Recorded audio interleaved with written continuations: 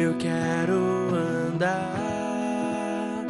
como ele andou, pisar nas pegadas que ele deixou. Tá bom, então vamos lá, voltando então, 1 Pedro, agora começando o capítulo 3, lembrando que é um livro que está falando para a gente de coisas muito práticas, de momentos difíceis que estavam acontecendo no mundo, e o nosso foco tinha que estar em Cristo, fazer as coisas por causa dele, em gratidão ao que ele fez por nós. Ele nos deu a vida e ele é que cuida de nós em vida. A ovelha, ela é guiada pelo pastor. O pastor a leva para as águas tranquilas, o pastor leva para os pastos verdejantes, e ela cada dia é dirigida para um lugar. Agora a gente quer o Senhor como pastor para a hora do vale da sombra da morte. Mas se ele quer mandar a gente por aqui, ou quer mandar a gente fazer aquilo, às vezes a gente começa a querer ser bode e não ovelha. E espernear. E aí o capítulo 3, ele vai entrar na coisa prática do casamento. Versos 1 e 2. Semelhantemente, vós, esposas, estejam sujeitas aos vossos próprios maridos, para que também, se alguns não obedecem à palavra, possam, sem palavra, ser ganhos pelo comportamento de suas esposas, enquanto consideram o vosso comportamento casto e reverente. Veja, a esposa, como ela deve agir? Seja submissa ao seu marido. E aí ele fala o seguinte: ganhe o seu marido, não pelas palavras, mas pelo silêncio, pelo seu procedimento, pela sua conduta, pela sua maneira de agir. O problema é que nós, quando estamos em casa, a gente quer ganhar as discussões. Um quer falar mais alto que o outro, quer a sua vontade sendo feita. E aí ele fala: você quer ganhar o seu marido? Às vezes ele não está firme, às vezes ele não está acompanhando, às vezes ele não quer andar junto. Não fique buzinando na orelha dele. Ganhe pela forma como Deus mudou a sua vida e você vai conquistar ele. Tem uma pessoa que eu conheço que o marido odiava falar de Deus e da Bíblia. E uma época proibia, ela diz até em estudos bíblicos e tudo. Só que chegou uma época que ele começou a deixar. Aí chegou uma época que ele estava lá bebendo com os amigos dele no bar, e aí ele falou, todo mundo reclamando das mulheres, claro, né? E aí ele falou: ó, manda as mulheres de vocês tudo estudar a Bíblia lá com a minha mulher, porque ela mudou um monte em casa, a coisa está bem melhor lá. Ela não falava, mas a sua mudança de vida mudou as convicções dele, e antes de falecer ele veio entender a palavra dele. Então, uma forma de a gente ganhar não é pelo que a gente fala, mas pelo aquele que a gente vive. Versículos 3 e 4. O adorno delas não seja o exterior, no entrançamento dos cabelos, no uso de ouro, no uso do vestuário, mas que seja o homem interior no coração, o qual não se corrompe, e ainda o ornamento de um espírito manso e quieto, que os olhos de Deus tenham alto preço. Então, ele fala o seguinte: a verdadeira beleza não está na aparência física, não está na roupa, nos adereços, no corte de cabelo, no penteado. A verdadeira beleza é um espírito manso e tranquilo. Do mesmo jeito que gosta de se arrumar, de querer ficar ajeitado, não precisa, não é pecado você se arrumar, não é isso que está falando o texto. Mas a gente investe às vezes tanto tempo em procurar manter uma boa aparência física e esquece do que é primordial. O que vai segurar um casamento não é a aparência física. O que segura o casamento é uma conduta adequada de um espírito manso e tranquilo. A grande maioria dos divórcios é por quê? Incompatibilidade de gênero. A Bíblia fala: como que você mantém? Você mantém ter um espírito manso e tranquilo. Tudo bem que você deve ser seu marido não precisa chegar lá com o cabelo tudo assim e achar que está tudo bem. Não é assim. Mas está dizendo bem claro: a maior beleza, a que você realmente deve dedicar tempo, é desenvolver um espírito manso e tranquilo, ter um procedimento adequado, que aí você vai ganhar sem palavras. Versículos 5 e 6. Porque desta maneira, antigamente, as santas mulheres também, que confiavam em Deus, adornavam-se, estando sujeitas aos seus próprios maridos. Assim como Sara obedecia a Abraão, chamando-lhe Senhor, da qual vós sois filhas, contanto que façam o bem e não tenham medo de nenhum espanto. Veja, ele cita o exemplo de Sara. Ele fala assim: olha, as mulheres da antiguidade, elas, por causa de um espírito manso e tranquilo, elas conquistaram seu marido por essa atitude que elas tinham. E aí dá o exemplo de Sara. Sara era perfeita? Não. Sara surtou? A Bíblia cita um exemplo. Sara teve uma ideia meio louca que não deu certo? Teve. Mas o que está falando então para nós é o seguinte, é que nenhum de nós vai conseguir ser perfeito. Mas nós devemos procurar melhorar a cada dia e desenvolver esse espírito manso e tranquilo. E aí ele termina falando da parte das mulheres dizendo o quê? Praticando o bem. É assim que faz a diferença na vida, na família, que faz a diferença com os filhos, que faz a diferença no casamento. É a prática da verdade, que conquista o coração do marido que às vezes está distante, que começa a mostrar a verdadeira beleza por um espírito que é tranquilo e manso diante de Deus e diante da família. Então pratique o bem. Quer ser feliz no casamento? Pratique o bem. Quer ser feliz no casamento? Coloque em prática o que Deus está falando. Às vezes é difícil? É. Às vezes ele não merece? Não. Às vezes você quer jogar ele pela janela. Mas aí você usa a mesma regra dos senhores, por causa do Senhor. Ó, hoje o meu amor por ele está 0, menos 15, menos 100. Mas por causa do Senhor, eu vou manter o espírito manso e tranquilo. Eu vou fazer o que é certo. O pecado dele não vai me fazer pecar. Só que não acaba por aí, tem o verso 7 também. Igualmente vós, maridos, coabitai com elas de acordo com o conhecimento, dando honra à mulher, como o vaso mais frágil, como sendo cordeiras da graça da vida, para que as vossas orações não sejam impedidas. Veja que ele fala assim, portanto vós, maridos, até houve uma ênfase na leitura, né? Vós, maridos, né? Então, como que ele vai viver? Opa, ela tem que submeter, ela tem que ter um espírito mais tranquilo, então eu vou pisar em cima, é isso? Não, ele deixa claro, viva a vida comum do lar com tirania, grosseria, não, com discernimento. O homem ele tem que ter um time para entender certas coisas e discernir. Tem certos dias que ele tem que ter juízo em vez de ter razão, porque ela está com o TPM, né? E vocês sabem que TPM é o quê? Te prepara marido, né? Sabe, aqueles dias. E o homem tem que ter discernimento. O homem tem que ter discernimento, às vezes, porque um dia ela não está bem de saúde. E ele fala sobre vaso mais frágil. A mulher fisicamente é mais frágil que o homem. Então ele tem que ter discernimento para viver essa vida comum. Vida comum é o quê? É o que a gente come, é água, é não entrar com o sapato sujo de barro dentro de casa para provocar ela a ira, é o jeito que conversa, é o jeito que fala, é a intimidade do casal. Vida comum é o quê? Tudo. Viva a vida comum com discernimento. Considerem, e aí que está o ponto, não tem espaço para tirania. A mulher tem que se submeter, mas o homem tem que considerá-la. E ainda fala, trate com dignidade. Quer dizer, não fica humilhando, fazendo piadinha sem graça, lidando com ela como se ela não tivesse valor. Trate com dignidade. E aí fala, por quê? Para que as vossas orações não sejam interrompidas. Quando o pau está quebrando dentro de casa, a oração bate no teto e volta. Não é que Deus não ouve, porque Deus está em todo lugar, mas Ele não atende. E muitas vezes Ele não atende a nossa oração porque a gente não está disposto a ter um casamento à luz do que Deus diz. Que Ele seja o nosso pastor, que nos guie, direcionando a nossa vida, a nossa conduta, a nossa vida profissional, a nossa vida conjugal. Então, a mulher tem que fazer a parte dela, o marido tem que fazer a dele. Quando ambos fazem, há um ciclo que vai, não é um ciclo vicioso, é um ciclo benéfico, que um ajuda o outro. É muito difícil para a mulher se meter a um homem tirano, porque isso não é submissão, ela vai estar ali por medo às vezes.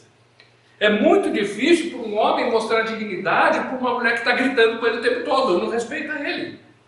Ou seja, nós colocando em prática o que a Bíblia diz aqui, o relacionamento conjugal vai começar a funcionar melhor. Ou seja, Cristo transforma a nossa vida, a nossa conduta no mundo, mas tem que transformar a nossa casa e vem na parte mais difícil para transformar, que é o casamento. Porque a gente é orgulhoso e não quer dar o braço a torcer. Porque a gente não quer viver a vida comum do lar com discernimento, tratando com dignidade. Porque não quer ter um espírito manso e tranquilo que é de grande valor diante de Deus. Somos chamados a praticar o bem dentro de casa, não só fora dela. versos 8 e 9. Finalmente, sede todos de uma só mente, tendo compaixão uns dos outros, amai como irmãos, sede compassivos, sede atenciosos, não retribuindo mal por mal ou injúria por injúria, mas ao contrário, benção, sabendo que para isso fostes chamados, para que possais herdar uma bênção. Veja que ele diz, sede todos. Todos quem? Todos nós. E aí entra quem? Marido, esposa, todos, certo? Então, sede todos o quê? Compassivos. Amai-vos, sede misericordiosos. Se a gente agir com misericórdia, com compaixão, com amizade, com companheirismo, com humildade, o casamento vai funcionar ou não? A família vai funcionar ou não? A igreja vai dar certo ou não? Nós vamos andar bem ou não? Então ele está falando, gente, não pague o mal com o mal, pague o mal com o bem. Quando você paga o mal com o bem, a outra pessoa sente vergonha. Abaixa, aquele fogo que dá, acalma. Por isso que a Bíblia fala lá em Provérbios que a resposta dura suscita ira, mas a resposta branda desvia o furor. A pessoa fica até com vergonha. Por que eu estou gritando do outro? Está falando com calma aqui comigo. Nós temos que aprender a colocar em prática o que a Bíblia diz. Versículos 10 e 11. Porque aquele que deseja amar a vida e contemplar dias bons, que refreia sua língua do mal e seus lábios para que não falem maliciosamente. Apartai-se do mal e faça o bem, que busque a paz e siga. Será que nós queremos dias felizes? Uma casa feliz, um casamento feliz, uma família feliz? Então ele fala, nós precisamos do quê? Refrear a língua. Cuidado com aquilo que a gente fala. Em Provérbios também fala o seguinte, a morte e a vida estão no poder da língua. Aquele que a ama dela vai se deleitar. Quer dizer, eu vou beber daquilo que eu estou falando. Aquilo vai voltar para mim. Fala, aparte-se do mal. Gente, tem tantas formas que o mal pode entrar dentro da casa da gente. Às vezes por uma série que está assistindo, um filme que está assistindo. E aquilo alimenta coisa na mente, tem cenas que são inadequadas, tem muita palavreado que não é adequado. E se alguém chegasse na minha sala e começasse a falar palavrão, ou fazer coisas imorais, ou fazer um ritual satânico ali, eu ia mandar embora, não iria? Mas eu deixo pela TV. Vamos se afastar de tudo aquilo que é mal. Refrear a língua, praticar o que é bom e buscar a paz. Se a gente quer ter dias felizes, nós precisamos colocar essas 4 áreas em prática na nossa vida. Versículo 12. Porque os olhos do Senhor estão sobre os justos, e os seus ouvidos abertos às suas orações. Mas a face do Senhor é contra aqueles que fazem o mal. Os olhos do Senhor estão sobre o justo. Deus está vendo tudo. Se o seu marido não está vivendo a vida comum do lar com discernimento, Deus está vendo. Se a sua esposa não tem um espírito manso e tranquilo, Deus está vendo. Se eu não estou vivendo a vida comum do lar, Deus está me vendo. Se eu estou fugindo, se eu estou fazendo o que é errado, ou se eu estou falando de forma indevida, se eu estou agredindo com as palavras que eu uso, Deus está vendo. Sabe aquela coisa no meio da briga? A gente fala, não, mas calma um pouco. Aí a gente fala assim, não, mas na hora que o sangue sobe eu não consigo me acalmar. Aí cada um grita mais alto que o outro, não é isso? Quer ver como que a gente consegue? A gente está lá gritando, aí toca o telefone, a gente faz o quê? Alô? Porque uma coisa externa nos ajudou, nem que seja por hipocrisia, né? Mas aí se a gente pensar o seguinte, os olhos do Senhor estão aqui agora. E eu estou tratando ela desse jeito. Eu estou desrespeitando Ele. Nós estamos nos agredindo com palavras. Os olhos do Senhor estão. Isso funciona em todas as esferas. Seja o casamento, sociedade, o dia a dia, o trabalho. Deus está vendo a minha vida, está vendo o que eu estou fazendo. Versículo 13. E quem vos fará mal, se fordes seguidores daquilo que é bom? Quer dizer, se a gente for zeloso do bem, se a gente fizer o que é bom, as pessoas não vão ter muito o que fazer contra a gente. Por quê? A gente está fazendo o que é certo, o que é bom. Tirando um ou outro que comete injustiça, que é o próximo passo aqui, que vai falar do verso 14 até o 22, a gente sendo zeloso do bem, a nossa vida flui melhor e a gente vai ter vidas mais felizes. O versículo 14 a 22 então fala como reagir quando a gente sofre injustiça. Tá? Ou quando ele sofre pela justiça, pelo que é certo. Então, verso 14. Mas se sofrerdes por amor da justiça, felizes sois vós, e não temais o terror deles, nem fiqueis perturbados. Então, você é bem, entende o seguinte, você é bem-aventurado se você sofrer pelo que é certo. Às vezes não é fácil, não é verdade? Ser injustiçado dói. Mas ele fala, tenha consciência tranquila diante de Deus, faça o que é certo, seja zeloso do bem. Deus está vendo, entrega na mão do justo juiz. Siga o exemplo de Cristo, que carregou os nossos pecados ali na cruz e entregou para Deus a questão da justiça.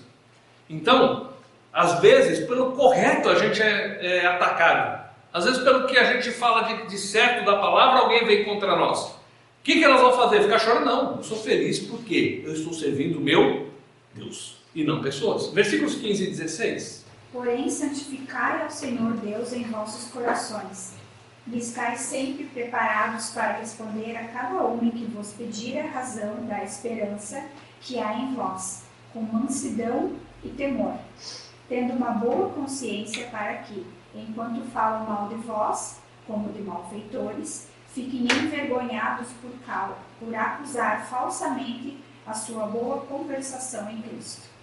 Então ele fala, santificai a Cristo como Senhor, quer dizer, dedique a sua vida para que Cristo seja o Senhor da sua vida. Ele tem o direito de mandar na minha vida. Ele tem o direito de mandar em mim como marido, que eu devo agir da forma correta. Ele tem o direito de ser o meu pastor que me guia às águas tranquilas ou aos pastos verdejantes.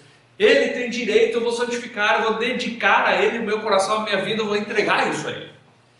Quando, lá em Deuteronômio capítulo 6, tem uma regra de fé que o judeu aprende de pequenininho. Amarás o Senhor teu Deus de toda a tua força, de todo o teu entendimento, de toda a tua mente, de todo o teu coração e de todo o teu entendimento. Ou da tua força, depende da versão. Uma versão fala assim, diferente da outra. Então, santifique a Cristo. E aí ele cita, esteja preparado para responder quando alguém pedir a razão da sua fé. Às vezes, alguém vem para te atacar. E no que ele vem te atacar, você sabendo responder a razão da sua fé, ele vai recuar. E ele que difamava, que criticava, que ridicularizava, ele vai ver que tem sentido aquilo e ele vai se sentir envergonhado por estar fazendo aquilo. Então esteja preparado para responder para as pessoas, o que é que eu creio? Só que eu só consigo responder isso se eu creio. Então, se eu creio, se prepare, entenda. Não quer dizer que você tem que saber todos os versos de cor, que você tem que saber tudo, mas você tem que saber a razão da sua fé. Esteja pronto para responder quando alguém perguntar. Versículos 15 e 16 fala que a gente tem que ter a corrida, a gente já leu, mas tem que ter a atitude correta, que é responder com mansidão e temor e em boa consciência. Ou seja, não é responder gritando, não é bater boca com a pessoa, é com a atitude correta de quê? De responder com mansidão, a razão da nossa fé. Também fala o seguinte, desse modo, que naquilo em que falam mal de nós, eles vão ficar o quê? Envergonhados. Porque você sabe responder sobre a sua fé. Porque você vive a sua fé. E porque você fala sobre a sua fé com mansidão. Não com arrogância, não com gritaria, não na força de argumentos querendo intimidar os outros, mas com mansidão de coração. Verso 17. Porque melhor é, se Deus assim o quiser, que sofrais por fazer o bem do que por fazer o mal. Então, mas eu estou sofrendo, sendo que eu creio, estão perseguindo por causa da minha fé. Muito melhor te perseguir porque você está certo e você é bom, do que se você tivesse que ir para a cadeia porque você está roubando, porque você está fazendo o que é errado. Não é assim? Verso 18. Porque Cristo também uma vez padeceu pelos pecados, o justo pelos injustos, para que nos levasse a Deus, sendo colocado à morte na carne, mas vivificado pelo Espírito. Veja que seguimos de novo o exemplo de Cristo. Se alguém está sendo injusto conosco por causa da nossa fé, lembre-se que Cristo sofreu pelos nossos pecados. O justo morrendo pelos injustos. Ele morreu uma vez só, foi suficiente. Não precisa morrer de novo. Está tudo pago. Mas foi o justo que não tinha culpa pelos injustos. Versos 19 e 20. Pelo qual também foi e pregou aos espíritos em prisão, os quais em outro tempo foram desobedientes, quando a longanimidade de Deus esperava nos dias de Noé, enquanto se preparava a arca, na qual poucas, isso é, 8 almas foram salvas pela água. Veja que ele fala assim, na época de Noé, teve gente que foi desobediente enquanto a longanimidade de Deus, ele esperava, aguardava para trazer o dilúvio. Deus não chegou e disse assim, vou mandar o dilúvio e pronto. Foram mais de 100 anos, 120 anos. Uma mensagem sendo pregada. Uma arca vista de longe, onde as pessoas diziam, o que aquele louco está fazendo? E aí falavam, Deus vai fazer isso. E Deus, na sua longanimidade, na sua paciência, na sua bondade, foi dando chance, oportunidade, mas as pessoas chegaram uma hora que desobedeceram, rejeitaram, não quiseram. Versículos 21 e 22. Tal como essa figura, agora também o batismo nos salva, não do despojamento da imundície da carne, mas a resposta de uma boa consciência para com Deus, pela ressurreição de Jesus Cristo, o qual subiu ao céu e está à destra de Deus. Anjos e autoridades e poderes foram-lhe sujeitados. Veja que aqui ele cita o batismo não como salvação da alma, mas falando da questão da obediência e de entrega a Deus. E aí ele cita, Cristo está à direita de Deus, e os anjos, as potestades, eles todos estão debaixo da sua autoridade. Aí a gente vai para aquele verso que fala o quê? Santificai a Cristo como Senhor no vosso coração. Se todos os anjos, se tudo no céu está sujeito a Cristo, por que eu não me submeto também a Ele? Capítulo 4, versos 1 e 2. Ora, como Cristo padeceu por nós na carne, armai-vos também com o mesmo pensamento, que aquele que sofreu na carne já cessou do pecado, para que ele não mais viva o resto de seu tempo na carne, para as concupiscências dos homens, mas para a vontade de Deus. Então, arme-se com o seguinte pensamento: nós vivemos para a vontade de Deus. Nós entendemos que Cristo morreu por nós. Pelo batismo nós demonstramos isso, dizendo que agora a nossa vida é do Senhor, certo? E aí ele fala, agora então, vamos nos armar com o pensamento seguinte: eu não vivo para agradar homens, eu vivo para agradar a Deus. Eu não vivo segundo a minha vontade, eu vivo segundo a vontade de Deus. Versos 3 e 4. Porque o tempo passado de nossa vida, enquanto fazíamos a vontade dos gentios, deve nos bastar, quando andávamos em lascívia, concupiscências, excesso de vinho, orgias, banquetes e abomináveis idolatrias. E acham estranho que não correis com eles no mesmo excesso de dissolução, falando mal de vós. Então ele fala assim, vocês tiveram a sua vida transformada. Antigamente vocês bebiam até cair, vocês praticavam orgias, vocês faziam coisas imorais, vocês falavam coisas que não deviam falar, vocês viviam metidos em confusão. Agora o Senhor transformou a nossa vida. E alguns zombam disso, dizendo, o cara não tem vida. Alguns ridicularizam essa vida transformada. Por quê? Eles querem te levar para viver o mesmo tipo de vida que eles vivem. A pessoa tenta preencher o vazio que tem dentro dela através da bebida, da festa, através de drogas, através de um monte de coisa. Mas chega no outro dia, aquele vazio continua ali. Quando nós entendemos o que Cristo fez por nós, o Espírito Santo vem morar dentro de nós, nossa vida é transformada e os outros não entendem porque eles não experimentaram isso na vida deles. Versículo 5. O 5 eu sei sabe do assunto, mas a gente vai ler só o 5. Os quais hão de dar conta àquele que está pronto para julgar os vivos e os mortos. Então, lembre-se que nós um dia vamos dar contas a Deus. Eles também um dia vão dar contas a Deus. Então, sabendo que o Senhor está perto, sabendo que Ele está vendo todas as coisas, que os olhos dele estão sobre nós, e que um dia eu vou dar contas a Ele, eu vou procurar viver uma vida que eu agrade, em vez de viver uma vida dissoluta no pecado, fazendo as coisas erradas. Versículo 7. Mas o fim de todas as coisas está próximo. Portanto, sede sóbrios e vigiai em oração. Sede criteriosos e sábios, sede sóbrios e vigiai. Ou seja, lembre-se, o fim está próximo. Então, eu não estou aqui para ficar brincando. Uma hora eu vou me encontrar com o Senhor e vou dar contas a Ele pelo aquilo que eu estou fazendo e vivendo. Então não dá para dormir no ponto, não dá para pegar e não acertar as coisas em casa. Não dá para eu não resolver meus problemas com o meu próximo.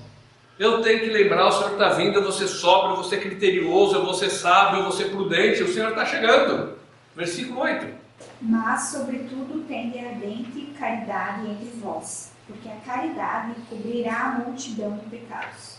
Então essa versão traz caridade como uma ênfase da palavra, do amor colocado em prática.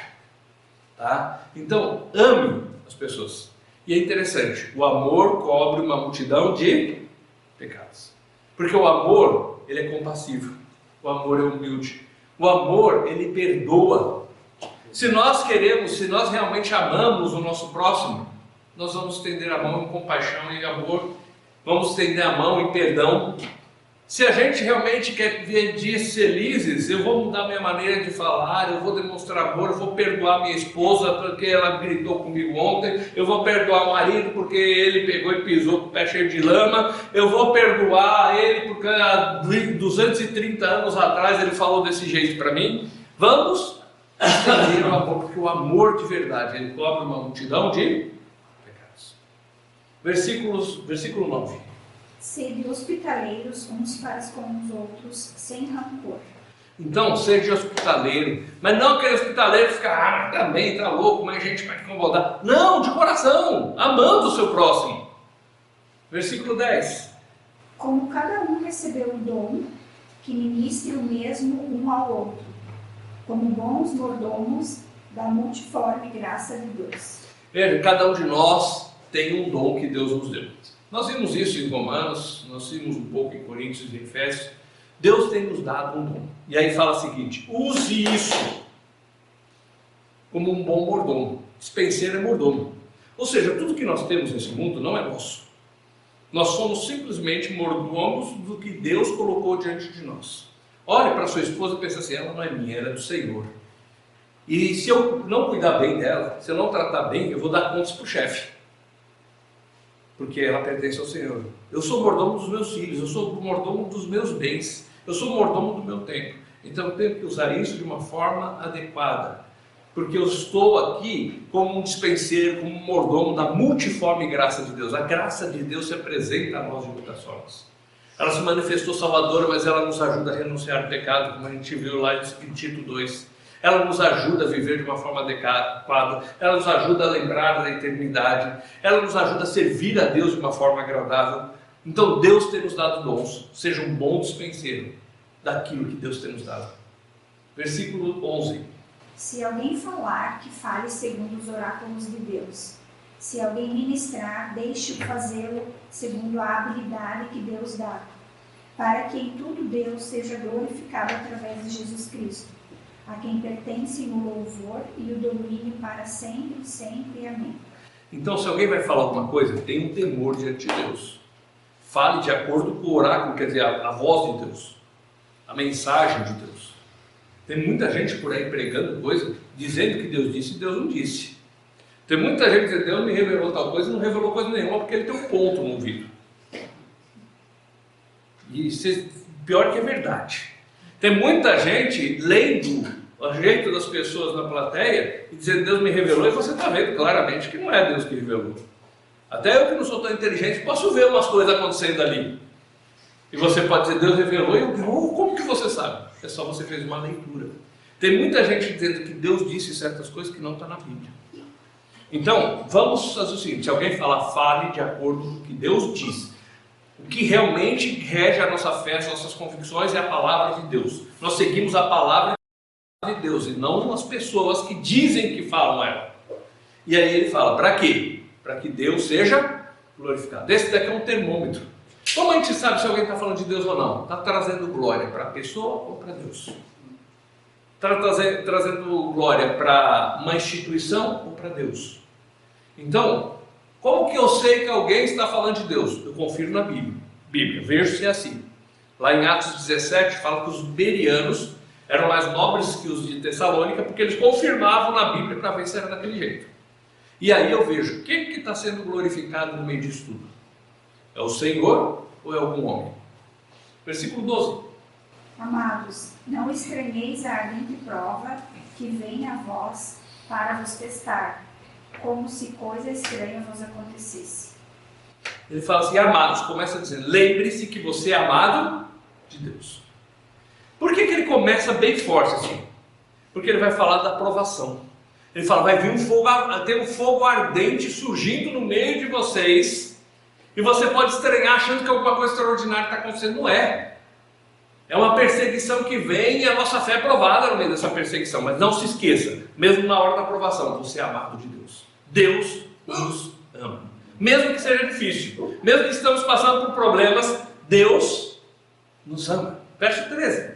Mas alegrai-vos no fato de serdes participantes dos sofrimentos de Cristo, para que quando sua glória for revelada, também vos regozijeis com excessiva alegria. Ele fala, então, é o seguinte, lembre-se que você é co-participante dos sofrimentos de Cristo. Quer dizer isso é o seguinte, Cristo sofreu por mim. Agora eu vou reclamar que eu estou sofrendo porque alguém questiona a minha fé. Ah, o Nero quer me matar porque eu criei em Jesus. Jesus deu a vida por mim. Ele morreu pelos meus pecados. Então, quando o Senhor voltar, eu vou poder me alegrar, exultando, puxa, o Senhor morreu por mim. E eu fui fiel a Ele, mesmo na hora das dificuldades, mesmo na hora dos problemas, mesmo na hora da perseguição. Versículo 14, ele fala assim, ó, se pelo nome de Cristo sois injuriados, bem-aventurados sois, porque sobre vós repousa o Espírito da glória e de Deus. Se alguém fala mal da gente por causa da nossa fé, não fique chorando nos cantos. Lembre que você é muito feliz, porque você está sofrendo por causa do seu Senhor, aquele que deu a vida por nós. Jesus, ao falar com os discípulos, ali na última ceia, ele fala o seguinte, não é o servo menor do que os seus senhores. Se ouvir a minha palavra, vão ouvir de vocês, mas se me perseguirem, também vão perseguir vocês. Então, na hora da dificuldade, do fogo ardente, não se esqueça que o resultado final é maravilhoso. Nós vamos nos encontrar com o Senhor. Não se esqueça de que sofrer pelo Senhor é um privilégio que nós temos. E não se esqueça que nós somos amados de Deus. Deus nos ama. Versos 15 e 16. Mas que nenhum de vós padeça como homicida, ou como ladrão, ou como malfeitor, ou como intrometido em assuntos de outros homens. Porém, se algum homem padece como cristão, que não se envergonhe, antes glorifique a Deus nisso. Então, se você sofrer pelos seus erros, é consequência dos seus atos. É a lei da semeadura, que eu planto eu vou colher. Agora, se você sofre por causa de ser cristão, por ser um seguidor de Cristo, não fique desanimado, não fique triste. Glorifique a Deus no meio do seu sofrimento. Paulo, quando estava para ser julgado, lá em Filipenses capítulo 1, verso 20, ele falou, tenho a confiança de que eu vou ser liberto. Mas, o que importa é que Deus seja glorificado, seja pela minha vida ou pela morte. Então, o que eu tenho que fazer no meio disso? Lembrar que eu sou amado. E lembrar, eu tenho que glorificar a Deus no meio da situação difícil pela qual eu estou passando agora. No meio da perseguição. É fácil ser cristão quando tudo está legal. É difícil quando você vê a espada chegando no pescoço. Versículos 17 a 19. Porque já é chegado o tempo em que o julgamento deve começar pela casa de Deus, e se primeiro começa por nós. Qual será o fim daqueles que não obedecem ao Evangelho de Deus? E se o justo dificilmente se salva, onde aparecerá o ímpio e pecador? Portanto, que aqueles que padecem segundo a vontade de Deus possam entregar a guarda de suas almas ao fiel Criador, fazendo o bem. Ele fala o seguinte, olha, o dia do julgamento pertence a Deus, e ninguém vai ser salvo pelas suas obras, pela sua justiça. Ninguém vai ser salvo por si. Então, quando você estiver sofrendo, entregue o cuidado da sua alma a quem? Ao seu Senhor, ao Criador, e faça o que é certo. Se alguém chegar e falar assim, negue a Cristo, você fala, Senhor, minha alma é do Senhor, eu me entrego a Ti e faço o que é certo. Estevão, quando ele estava sendo apedrejado pelos judeus lá em Atos capítulo 7, ele olha para os céus e fala assim, Senhor, recebe meu Espírito. E aí ele vira e fala assim, não impute sobre eles o seu pecado. E no meio daqueles que estavam ali tinha um tal de Paulo. que depois de alguns anos Deus alcança o coração dele. Então, lembre-se o seguinte: a minha vida está nas mãos do meu Senhor, do meu Criador, do meu Salvador. Se Ele sofreu, eu também posso sofrer. Eu sou amado dele, eu vou glorificar a Ele no meio disso daqui, porque a minha alma está entregue nas mãos dele. Capítulo 5, versos 1 a 3. Aos anciões que estão entre vós eu exorto, eu que também sou um ancião e testemunha dos sofrimentos de Cristo, e participante da glória que se há de revelar. Alimentai o rebanho de Deus que está entre vós, assumindo o cuidado dele, não por força, mas voluntariamente, não pela ganância do lucro, mas com o espírito pronto. Nem com senhores sobre a herança de Deus, mas como exemplo para o rebanho. Então ele fala o seguinte: eu quero dar uma palavra àqueles que estão na liderança. Uma versão traz bispo, outra versão traz ancião, outra versão traz presbítero. E fala: vocês que estão pastoreando o rebanho de Deus. Então pode ser também aplicado aqui, pastor, que pastoreia, pastor. Então, como que se porta quando você tem uma autoridade, uma posição? Aí ele começa a dar as características. Lembre-se que o verdadeiro pastor é Cristo, não você. Então você vai pastorear o rebanho dele, você é o empregado dele. Ou seja, se você não cuidar bem, o dono pode vir te cobrar que você não fez bem o serviço. Então a primeira coisa que ele tem que lembrar é que o rebanho é do Senhor e não nosso. Segunda coisa que ele coloca aqui pra gente é o seguinte: a atitude que eu devo ter deve ser de boa vontade, não por ganância, não por interesses, não pelo desejo de poder, mas entregando a minha vida para servir ao próximo, para servir o rebanho. E aí o verso 3, não seja dominador, mas sirva de exemplo. Não chegue lá e só fique dando lei, mas viva uma vida adequada, para que as pessoas olhem e vejam: eu quero seguir esse estilo de vida, eu quero viver desta maneira. Mostre para as pessoas que vale a pena seguir Jesus Cristo, porque é fácil falar, mas não é tão fácil viver. Jesus, falando sobre os fariseus, fala assim: ó, segue o que eles falam, mas não copia a prática deles não. Agora, para aqueles que vão pastorear o rebanho dele, ele está dizendo: viva de um jeito que o rebanho possa olhar para você e procurar fazer dessa forma. Verso 4. E quando o sumo pastor aparecer, recebereis uma coroa de glória incorruptível. Então, quando o sumo pastor, o supremo pastor, o pastor-chefe aparecer, ele vai te recompensar. Mas ele só vai te recompensar se você lembrou que o rebanho é dele.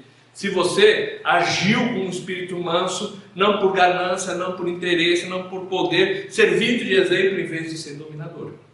E aí ele vindo, ele vai te recompensar. Verso 5.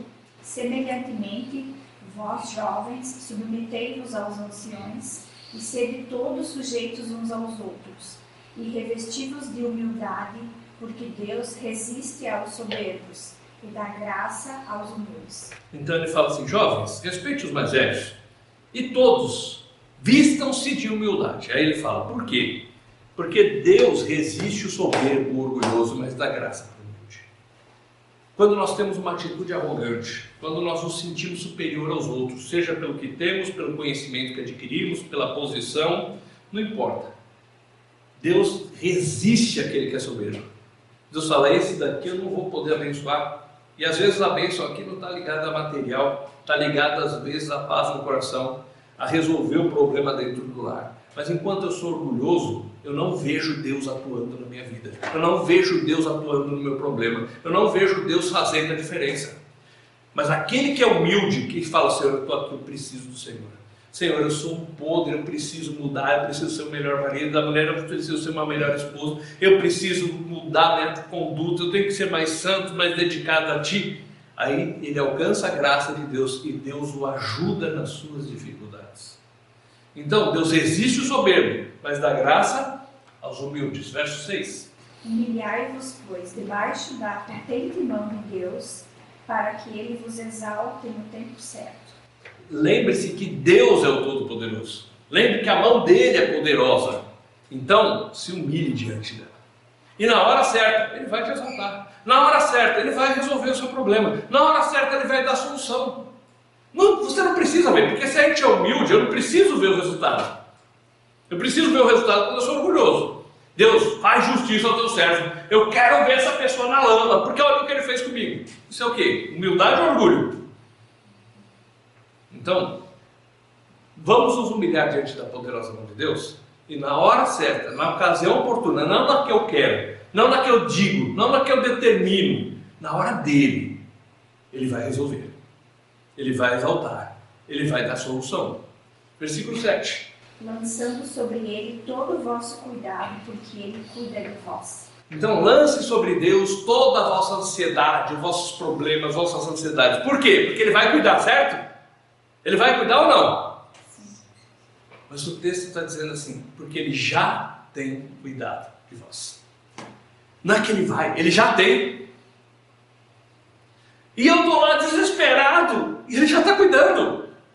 Eu estou lá ansioso, não durmo de noite, e ele está lá cuidando. E eu esqueço que ele está lá, que o meu pastor, que eu entreguei-me a ele como Senhor, santificando minha vida a ele, ele dirige a minha vida, dirige o meu coração, dirige meus relacionamentos, e que ele está cuidando de mim. Eu estou no vale da sombra da morte, mas ele está comigo. Em Mateus capítulo 28 ele fala, eis que sempre estou convosco. Então, ele já tem cuidado de vós.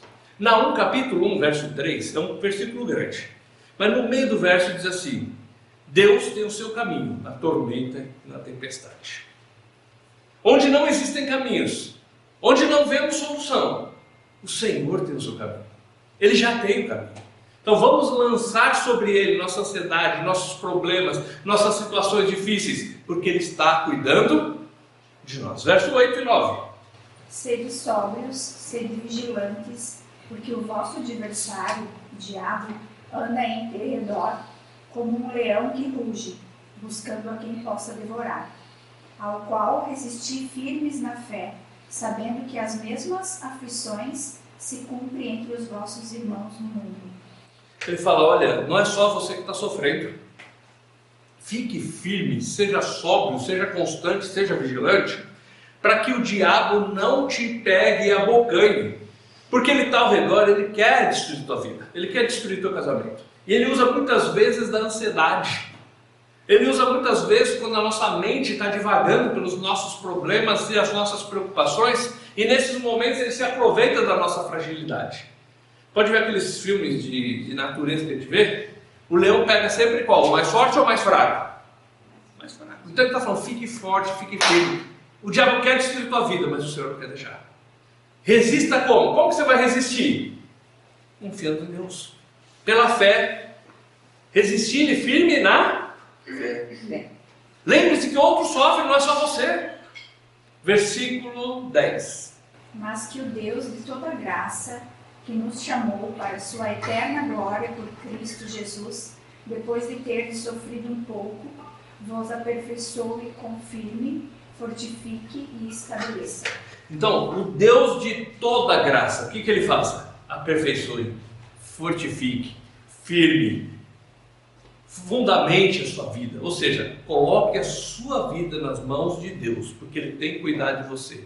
E o diabo não vai ter vez para pegar te devorar, ou para destruir sua vida, ou para destruir sua família, ou para destruir seu casamento. Por quê? Porque você está firmado no Senhor, na graça dEle. É Ele que nos fortalece, é Ele que nos aperfeiçoa. No momento de dificuldade, as pessoas estavam vivendo dias difíceis que poderiam ser jogados na arena para serem mortos, ou ser queimados vivos, ou serem decapitadas. E Ele fala, o Senhor nos aperfeiçoa no meio das dificuldades. O Senhor nos mantém firme nos momentos difíceis. Ele nos fortifica quando nós somos fracos, porque Ele é forte e Ele pode nos ajudar. Versículo 11. A Ele seja a glória e o domínio para sempre, sempre. Amém. A Ele seja toda a glória. Não é nada de nós, nada nosso. É Ele que fortalece, é Ele que ajuda, é Ele que nos pastoreia, é Ele que cuida de nós. Verso 12. Por Silvano, vosso fiel irmão, como eu cuido, escrevi brevemente, exortando e testificando que esta é a verdadeira graça de Deus, na qual vos firmais. Fique firme na verdadeira graça de Deus. Fique firme, permaneça firme na genuína graça de Deus. Nós cremos pela graça, somos salvos pela graça e somos firmados pela mesma graça. Não o que os outros dizem sobre ela, mas a graça genuína do Senhor. Versos 13 e 14. A igreja que está em Babilônia, eleita juntamente convosco, vos saúda, e também o meu filho Marcos. Saudai-vos uns aos outros com um beijo de caridade. Paz seja com todos, vós que estáis em Cristo Jesus. Amém. Tem duas curiosidades desse verso 13. Quando ele fala Babilônia, provavelmente é se referindo a Roma. E ele faz uma comparação com a Babilônia antiga, da época de Daniel. E aí um ponto que eu queria terminar o estudo de hoje é o seguinte: o Senhor que nos salvou, aquele que carregou os nossos pecados, Ele que nos fortifica, Ele que nos ajuda, Ele que nos firma. Não importa o que o homem faça, nós vamos viver uma vida dedicada, consagrada a Deus, deixando Ele nos pastorear, dirigir o nosso viver, mandando na nossa casa, na nossa família, no nosso casamento, na nossa conduta, nos nossos relacionamentos de trabalho, no nosso dia a dia. E o Senhor nos chama: sede santos, porque eu sou santo. Eu quero andar como Ele andou, pisar nas pegadas que Ele deixou. Eu quero olhar como Ele olhou, olhar sem maldade, com os olhos do amor. Eu quero viver como Ele aqui, com os olhos nos céus e as mãos assim.